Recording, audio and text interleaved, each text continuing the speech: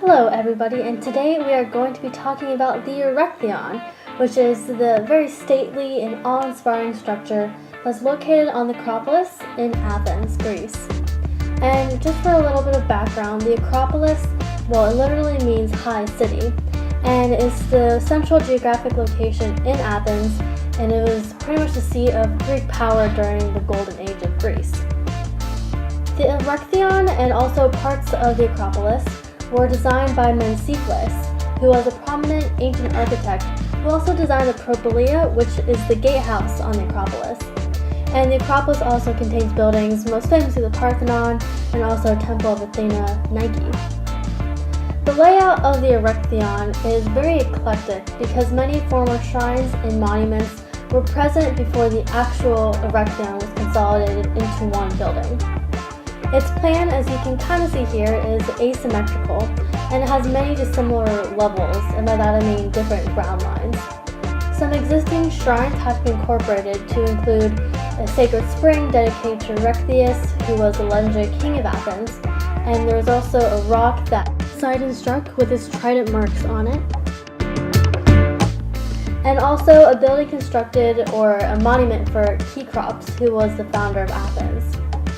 And I thought Acropolis' story was very interesting because it was kind of tied to the gods of the ancient world.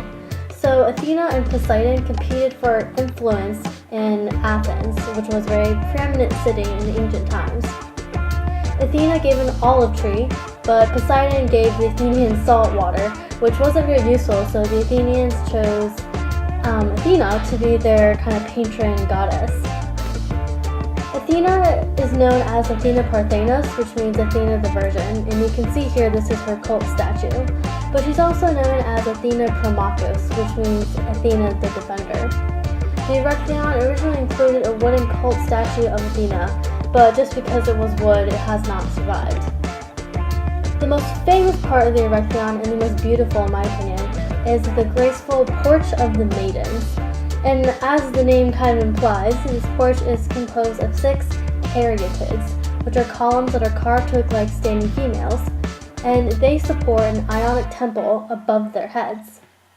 These marble women have drapery that resemble fluting of a column, and the way their carved clothing falls is very majestic and almost otherworldly, so they don't really seem real.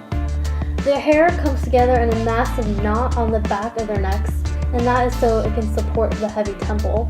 And their legs are in the contrapposto stance, which is where weight is borne on one leg while the other is more free and relaxed, as you can see in this picture here. And their alternating legs are symmetrical, which further exemplifies the Greek concept of idealism and also that of symmetry and civilization over barbarism. Because when the Acropolis and when the Erechtheion were being built, the Persians had just been defeated by the Athenians, and the Athenians kind of saw them as barbarians from the east. The other smaller temple that is near the Erechtheion is called the Temple of Athena Nike or Nike. It was designed by Callicrates, who is also the architect of the Parthenon, and he designed it from 421 to 405 BCE. This temple is Ionic, and it also has a double porch structure that overlooks the Acropolis and also the city of Athens. It was originally surrounded by a low wall that had classical reliefs on it.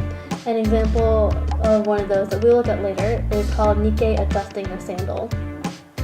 Nike was a Greek goddess of victory, and her mantra of conquering and persistence was held in high esteem by the Greeks.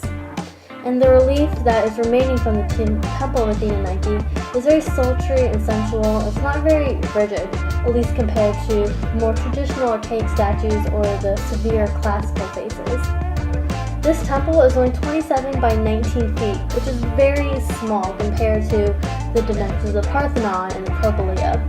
And just to illustrate how small this temple was, I actually drew the dimensions of the temple onto my front yard, and it actually fit. So imagine that. The Temple of Athena Nike could probably fit in your front yard. And here is just the relief that I was talking about, the Nike adjusting her sandal. Very high classical. You can see the folds of her drapery really well, and it's more relaxed than, as I said, previous sculptures. So I hope you enjoyed this video and watch out for more.